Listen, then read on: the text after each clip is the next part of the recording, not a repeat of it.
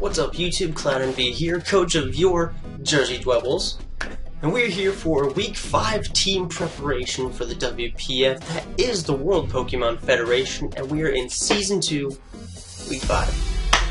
So I'm trying to prep against Cory's team and the Gateway Gardevoirs, and here's what we've got so far. We have Dildozer 2.0, he's got some lefties, we've got the Stealth Rock, we got the Stone Edge, the Earthquake, and the Iron Head. Honestly, I really wanted to bring this thing in with a Choice Band, because Choice Banded right here can pretty much OKO everything he has.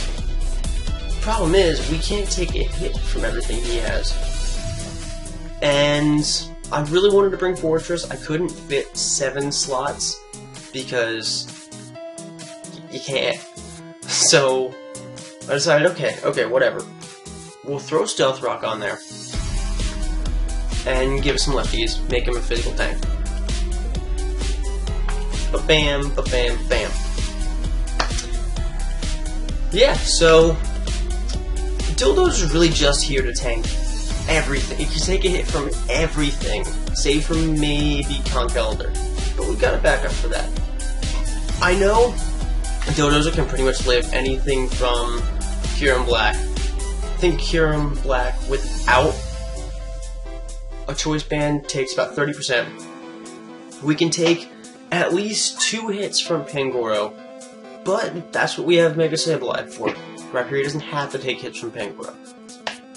And we would be good from there. I mean, special attack wise, we have Blissey for that, so that's not even a problem. But we're not trying to get tangential. Moving down the line, we have Swarly the Dragalge. You know, generic choice specs, max special attack, well, not max HP, I'm gonna get to that in a second.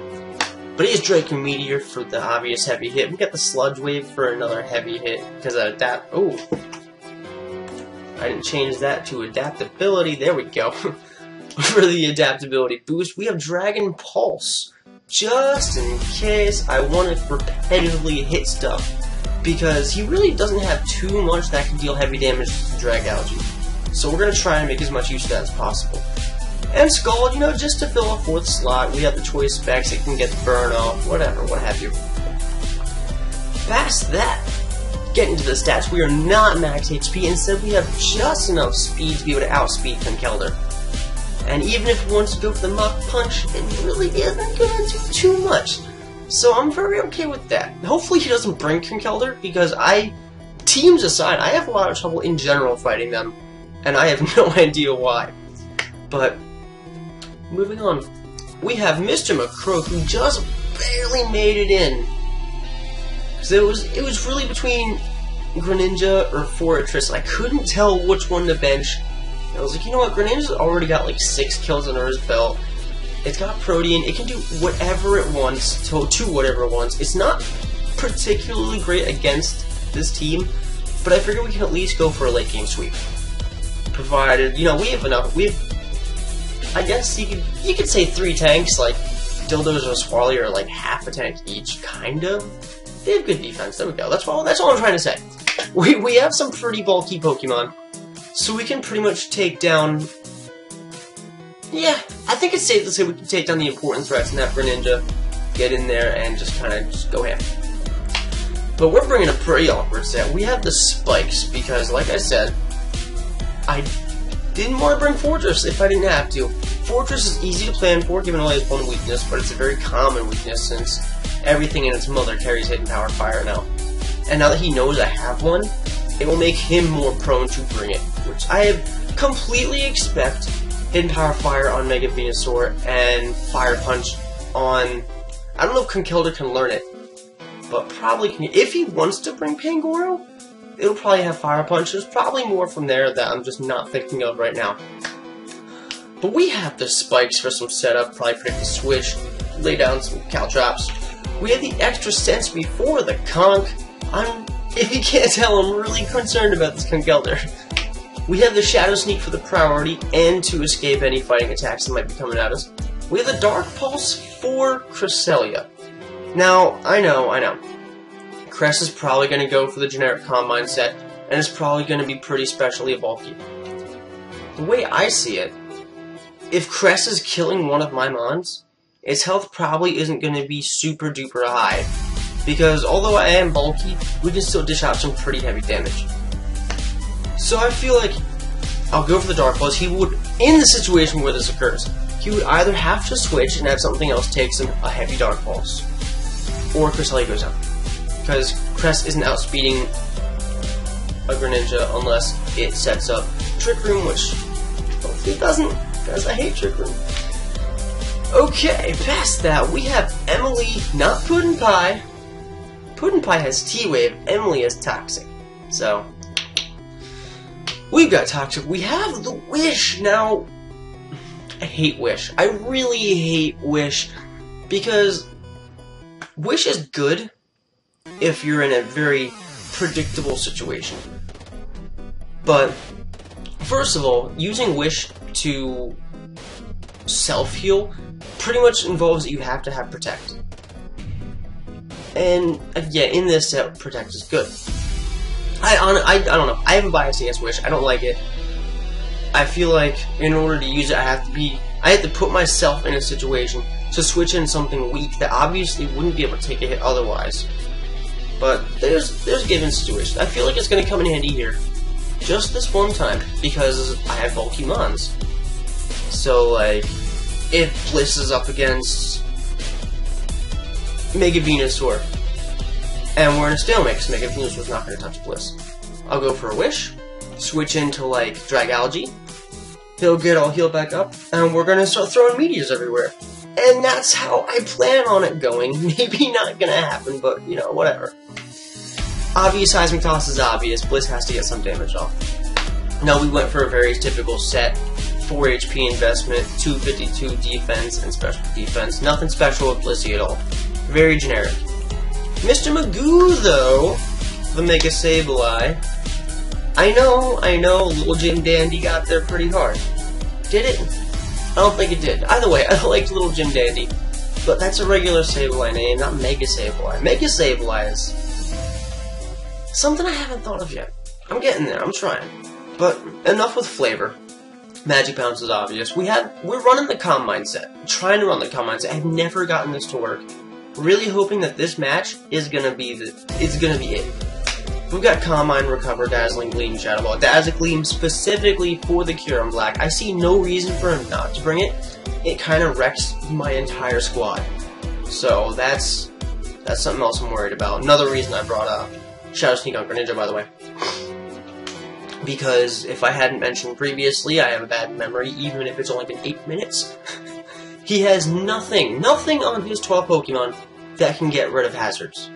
So I plan to just throw them all at him. Rocks from Rhyperior. I'm hoping to at least get 1 layer of spikes with Greninja, because although he does have Levitators, there's no reason for him to bring more than 1 of them. Unless he does go for the Scarf Flagon. And then I'll have 2 Levitators, but that's still 4 out of 6, you know? So that's not too bad. I'm really hoping to get all the entry hazards I can out early. But getting back on topic, we're running the max HP, max defense. With this build, Sableye can wall most physical attacks. Most, save for like any Scarfers, any Choice Bands.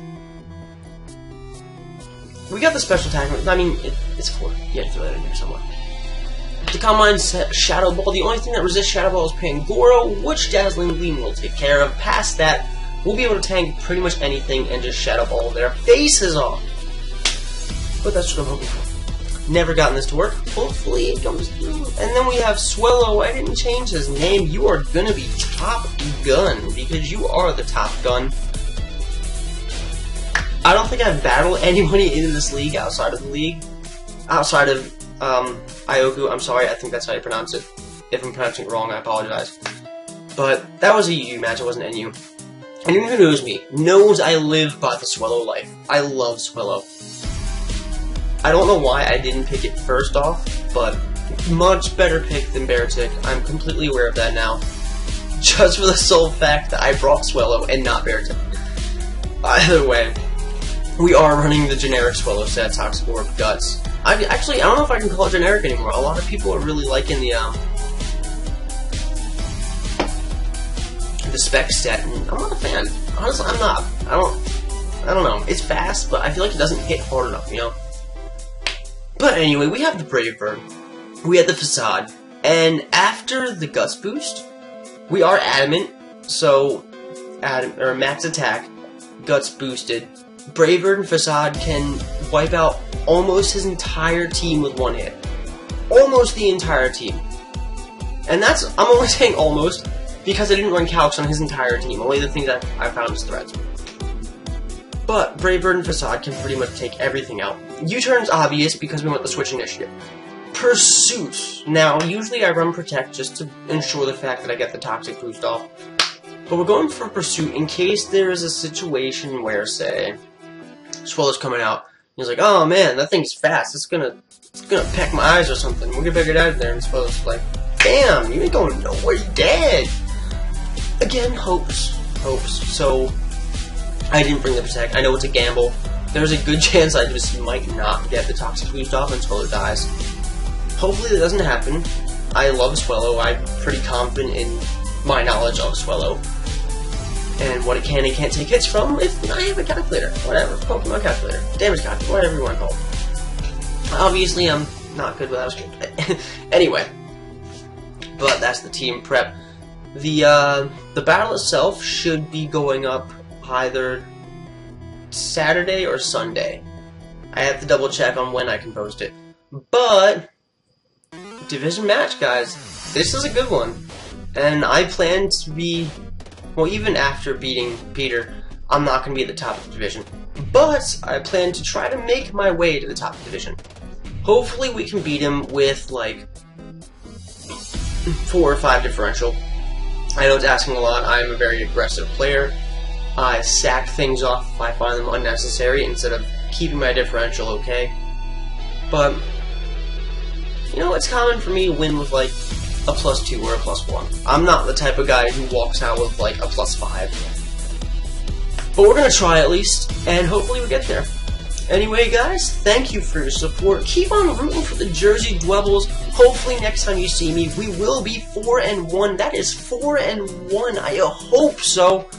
Otherwise, we're looking at a 3-2, and I'm not prepared for that. We already have 1 loss because week 1 was a disaster for our team, and you know, I'm sorry to them. Like, Mr. Mime, he still hasn't even wanted to come back to the team. Like, he's done. He's finished. He doesn't even want to play. But that's all, folks. Make sure to hit that like. Make sure to sub. Leave a comment if you want. I'm not opposed to them. But I will see you next time. Have a good one.